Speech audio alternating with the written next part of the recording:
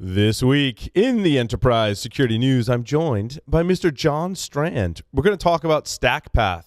They're have released a new edge computing virtual machines. ExtraHop has hired some pretty heavy hitters in the security industry, one of which I actually worked with, so we'll talk about him on the show, and hopefully all good, and it'll get back to him, hopefully. So security professionals want to return fire, according to a Venafi study conducted at RSA this year. Added that just for you, John. Thanks. Dragos has acquired NexDefense, and 42Crunch unveiled their platform to discover API vulnerabilities. In the second segment, we're going to air some pre-recorded interviews that we did at the RSA conference with Endgame, Versec, and Scythe. Stay tuned for all that and more on this episode of Enterprise Security Weekly. This is Security Weekly, for security professionals, by security professionals. Broadcasting live from G-Unit Studios in Rhode Island, it's the show where we talk security vendors and aren't afraid to name names. It's Enterprise Security Weekly. The question is simple. Have any of the systems on my network been compromised? The answer is harder than it should be. Enter AI Hunter. Active Countermeasures has automated and streamlined techniques used by the best pen testers and threat hunters in the industry to create AI Hunter, a network threat hunting solution that does the first pass of a hunt for you to identify systems that are most likely to be compromised and scores the results on a scale from 0 to 100. You can then research those systems in depth with AI Hunter. Focus your valuable time on the systems that need your expertise with AI Hunter. Sign up for a personal demo today at securityweekly.com/ACM.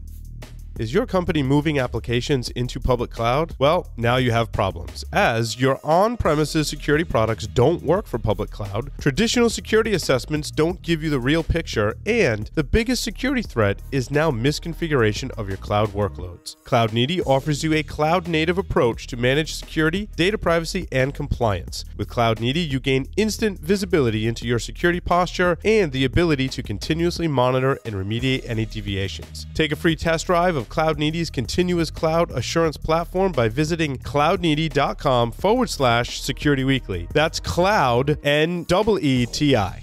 Signal Sciences secures the most important web applications, APIs, and microservices of the world's leading companies. Protecting over 7,500 applications and 150 billion production requests per week, Signal Sciences Next-Gen WAF and RASP help companies increase security and maintain site reliability without sacrificing velocity, all at the lowest total cost of ownership. Signal Sciences' patented technology protects any application against any attack, with integrations into any DevOps toolchain. Signal Sciences, demand more from your WAF. Learn more at signalsciences.com/PSW.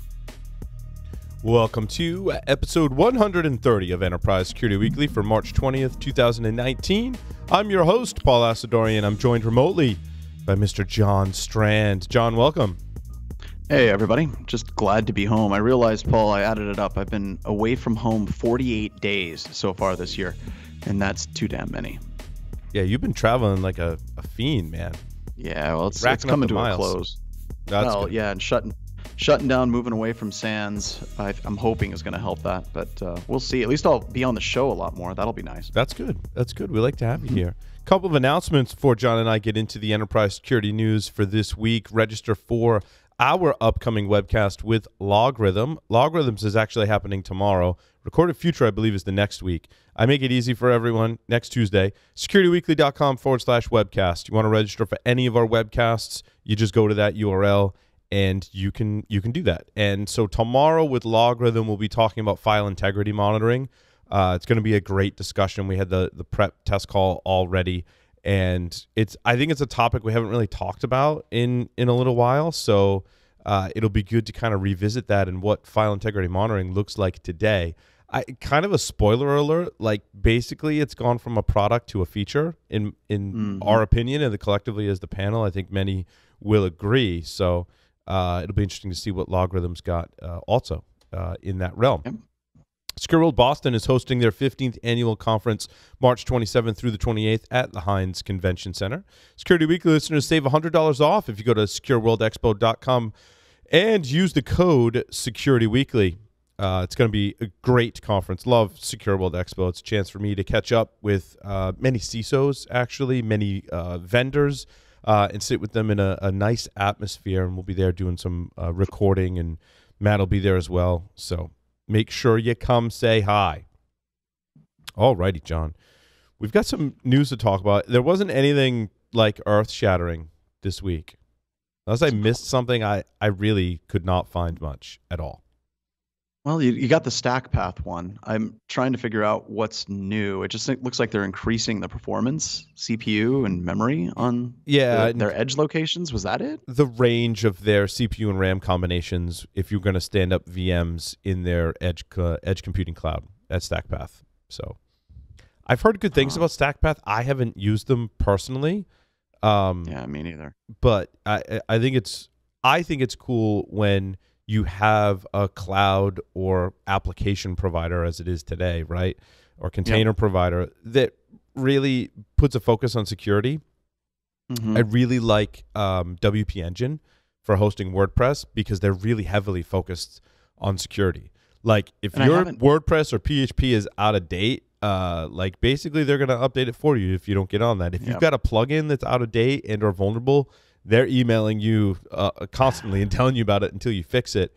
And they've got protections built into their platform. And I really think that that's where a lot of the security is going, right? You have to trust that the infrastructure is going to carry some level of security, and then you build that resiliency into your application. In the WordPress example, it's kind of a lame example, right? But you put WordFence on it or something like that, and you would focus on managing security in the application. I really think that was one of the trends that we're seeing, especially coming out of RSA, is that much of the security is now leaning more towards the application and more towards the user. Everything in between, John, I think is becoming a commodity, and security is largely built in or not relevant anymore. Yep.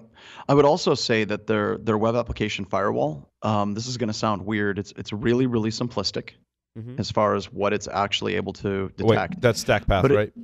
Yep, Stackpath's web application firewall, but it works.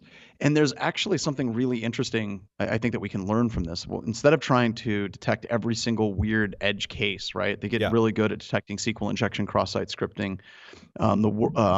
They actually had an entire rule set dedicated to WordPress as well. And I like that. So I have people that use that, and they complain far less about Stackpath's web application firewall than a lot of the other ones that are a lot more expensive. Well, yeah, and I think keeping it simple is the right thing to do, because you get yourself into trouble with a WAF the more complex your regex gets, right? Right. If you can keep it basic, keep the false positives to a minimum. There might be some false negatives in there, but I think protection against automated scripts running around the internet, if you can get 75% of the way there, that's a win. Well, and also with a lot of the attacks, especially cross-site scripting, SQL injection, they're incredibly noisy. You got to go through tons of permutations to actually find one that works. So your web application firewall should be able to pick that type of stuff up pretty easily. Yep. ExtraHop is in the news. They made an announcement. They hired a former coworker of mine, Corey Bosden, who's actually in my talk at RSA. Corey did some of the... last time Corey was on the show, he was doing some of the product management around support for containers inside of the Tenable product line. Now he's over at ExtraHop, who's also a sponsor here on the Security Weekly Network, makes fantastic tools for analysis of your network traffic. And I couldn't think of a better person to go over there and lead product. Corey's one of the, probably the best, no offense, Alex Horan, right? In my top 5 of product managers that I've ever worked with. So they're very lucky to have them, which is awesome. And ExtraHop, like their booth and their kind of logistics were on point. I went over and they just handed me a terminal and they're like, "Here, just play with it." Instead of giving me an entire vendor breakdown, here, I'm going to start doing my song and dance. They're like, "Oh, you're with Paul? Just go." And the tool is really, really super intuitive to use. So I was really excited about that. The other thing that was funny is I was there before RSA actually opened up the floor officially. And I'm walking away, and I'm not joking. Within probably 5 minutes of sitting there, they had one of their, not necessarily sales engineers, but one of their engineers call me. And we're going to set up a call and go through the product a little bit more. But I liked what I saw. They ran their booth very, very well at RSA, and the product looks solid. Agreed.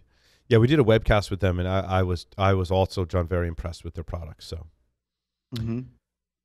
this was an interesting survey that Venafi did at RSA, and we've done a couple of interviews with Venafi at various conferences, and they just did a survey, and I believe this was at RSA. And they interviewed, somehow collected information from 517 IT security professionals. General rule of thumb, anytime you're over 400 or 500 in a survey, you got a pretty good sample size. The rest then depends on what types of questions you're asking and how you're asking them and who is participating in the survey, right? So these are generic title IT security professionals. There were some interesting things in here, John, and one of the stats I didn't put in there, I can't find now. But they say, so according to the survey, 87% of respondents say the world is currently in the middle of a cyber war, in case you're wondering. Oh, wow. Okay, so we'll just skip over that.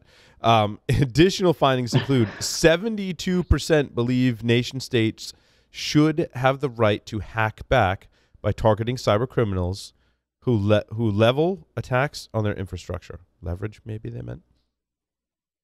Well, and I kind of agree with that one, but I think that there needs to be a little bit more context around it, right? Like if you look at WalletAct and the U.S. Marshals working with Microsoft to degrade WalletAct, they did actually go through the courts and get an ex parte injunction against the people behind WalletAct, and they were able to degrade that infrastructure. So the problem I have is whenever people talk about this, it's like, it's like we're sitting around drinking Coors going, yeah, hell yeah, we should hack back. Let's make that happen. Woo!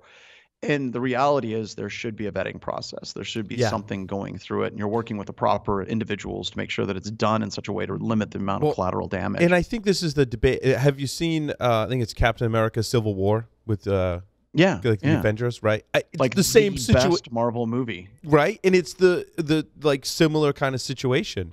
Do you let the Avengers go off and do their thing without any supervision? Do you give them some high-level supervision? Or do you try and make them get approval? And it sounds like in the case that you gave in hacking, that getting an approval to get extradition is something that requires collaboration of multiple nation states. The other model is, the one you're talking about when you're sitting around drinking beers, is people just go rogue and play vigilante and do that. Now, there's pluses and minuses to both. If you cut out the red tape, sure, you could probably accomplish things much more quickly. Albeit we all don't have superhuman alien powers like the Avengers. Nope. But so the kind of flip side of that is, what is the casualties or the residual kind of damages from that, right? Yep. How do you know, and this is the big question, John, that you and I have talked about for some time, how do you know when you're hacking back who you're hacking back? How do you find the origin of that attack? Well, and we cover that, right? And it's not like a simple answer, like you said. Right. It's just not dead simple. So we cover that in the book, the cyber deception book, and we also cover it in the class that we're running at Black Hat this year on active defense and cyber deception. And I think the ACDC law covers that fairly well. In the ACDC law, they basically draw the line for cyber attribution, trying to determine the IP address and the location of an attacker. They don't go so far as to say you can actually strike back. And for years, you and I have been talking, we should never allow the industry to get to the point where individual private organizations can strike back, because there's just no way that ends well. And wasn't it, I think it was like 4 years ago, you had an interview with Wired that never got published because they wanted you to say, yeah, we're totally hacking back. And they're like, well, that's not interesting. And they just killed the story. Well, so they were under the impression that I was going to talk about how we were hacking back at attackers. And I was like, no, that's not what we're doing. It's more like setting traps and stuff that won't get you in trouble, right? But they were looking for the sensational story of, they're hacking back the attackers, right?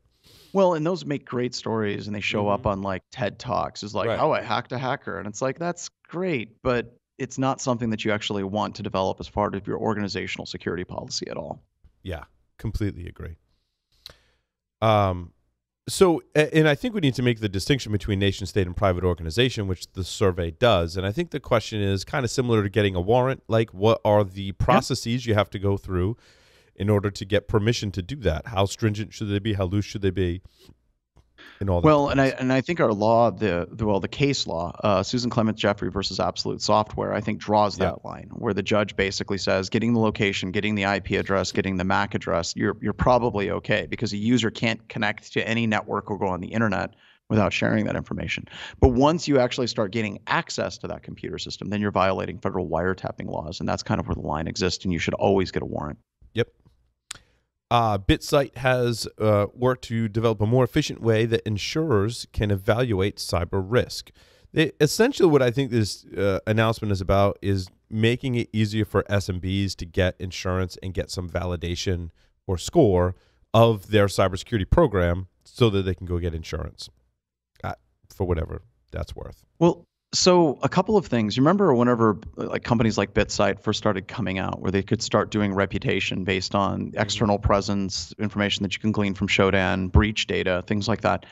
I think you and I were both like, wow, this is really, really cool. I've talked to a number of customers of these products, and one of the problems that we're running into is they're not exactly seeing that direct correlation between what a BitSight score would be and the actual like vulnerabilities of an organization as to whether or not it's exploitable.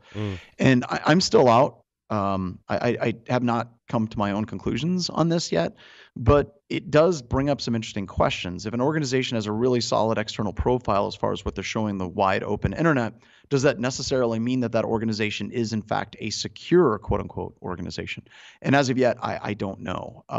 It would be interesting to see if BitSight has some information. Maybe they can come on the show where they can say, here's an organization that was breached. Here's like 2 or 3 organizations that have been breached. And by the way, the BitSight score for these organizations before the breach was in the toilet. Like, can we see some correlation between these large data breaches? Like if we were looking at Equifax, there's no way Equifax could have had a good BitSight score because their entire external infrastructure looked like it was a complete dumpster fire. Well, and that I think what we gleaned from Equifax too was that I think many agree that their security culture just didn't exist. Yep. But or it was very poor at building. Sees that. Yes, that's a difficult thing to score, right? Yep. Yep. And maybe they have ways to do that. And it's something I would love to get them on the show if somebody's listening from BitSight. Jump on, and if you have some case studies, that's the thing we're always looking for on Enterprise Security Weekly is give us success stories, not what your vendor product pitches. Sit down and tell us where this has actually worked. Because I'd love to know, because I think that this has merit as far as an idea, but it would suck if there's no direct correlation between breached organizations and then like scores that you would get from something like BitSight. Dragos has acquired NexDefense, who is one of the earliest, according to the article, earliest and most well-known ICS security companies in this space. Great move for Rob Lee and folks at Dragos. Well, I think we love sitting back and watching what Rob and his team have been doing at Dragos for the past few years, especially in the ICS space. And you know what? It isn't. For me, whenever I look at Dragos, this sounds weird. It isn't necessarily the product, and the product kicks ass, but I think it's everything that the Dragos team is actually doing, right? It isn't just a product that they sell. They're constantly at conferences. They're constantly giving presentations. They're constantly giving back to the community. And they're also going to be giving a bunch of community tools that they share as well. And these are our favorite companies, right? It isn't just that you're selling a product, you're contributing to the community as a whole. You're giving free and open source tools. You're giving presentations constantly. And Rob M. Lee and his team, they do that. And hats off to them because they're doing basically better than anybody else in the space. Yeah, and I think that we definitely have kind of like a close tie to Dragos just based on their involvement with the community.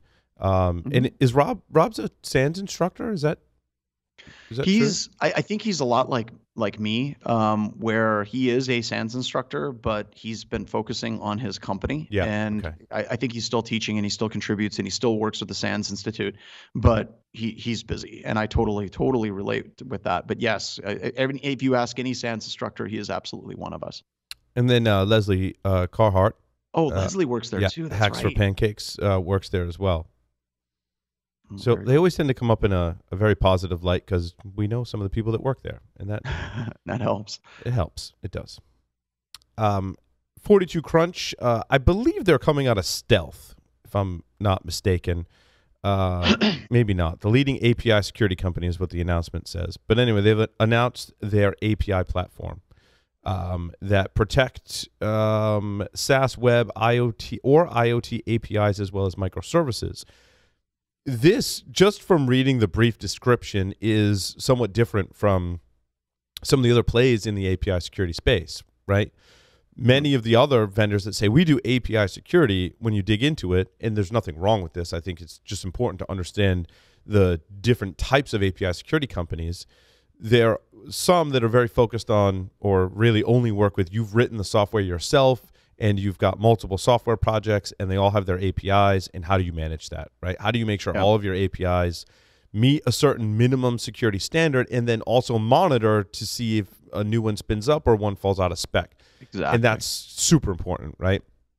What 42Crunch has is SaaS, web, or IoT APIs, as well as microservices. And I'd be curious to see if this goes beyond your homegrown written APIs for your applications. One of the API vendors, and I wish I could remember who it was I was talking to, and this is just kind of an off-the-record conversation, said that a lot of these API security vendors, one of the problems they're running into is there's not a lot of narratives or stories where organizations have been compromised through an API. And that bothered me because recently there was another article that came out that's like, hey, let's not focus on all these weird things in security because this is how you're going to get compromised. And one of the examples in the article was like, you're going to get compromised through spear phishing and out-of-date software. So why are we doing all this newfangled stuff? Right. And they talked about this and cyber deception as some examples that on the face of it sound like good ideas, but there's other things you should be doing. And I have to disagree with that a little bit. Whenever we're doing tests, the problem with APIs is it's not an open web interface that everybody can go to a website and everybody can fuzz the forms and you can set up a bug bounty program or hackers can be attacking your website constantly. But it doesn't mean that attack surface does not exist. If you're looking just in the mobile space for API, we do a ton of mobile device assessments, and there's tons of vulnerabilities that exist in these mobile devices and the APIs that they actually use in their cloud services. So from my perspective, yes, we're seeing lots of vulnerabilities in this space. They may not be publicly exploited yet, but I think that's because a lot of the attackers are getting so much success with standard exploitation of web services as of now that they haven't quite gotten into this API space as much as they could be. But my caution to everybody is they will. And I think organizations really need to be on the cutting edge and start testing their APIs and actually starting to secure their APIs as well, because they're a completely different creature. But if you're putting out an app, for example, and it's going to 4 million people, it is very likely that one of those people is going to be an attacker. They're going to set up an interception proxy. They're going to intercept the traffic, and they're going to start fuzzing and messing with your APIs. For sure. John, at RSA, other than Chronicle's backstory, did you see anything or want to talk about anything that you saw at the show? One of the things I liked was it seems like cyber deception is becoming more of an accepted mainstream product space. It's been boiled down to a handful of different vendors. I mean, you have Elusive, you have Symmetria, Gaudi Evron, of course. We love Gaudi and everything that they're doing. And Canary, and the folks at Canary came over and gave me a shirt. Ativo, right? Calvio. And there's pretty much a pretty well-defined set of vendors that are beyond Series A funded in this space. So. And I was kind of proud to see that. It was really cool to see that step up.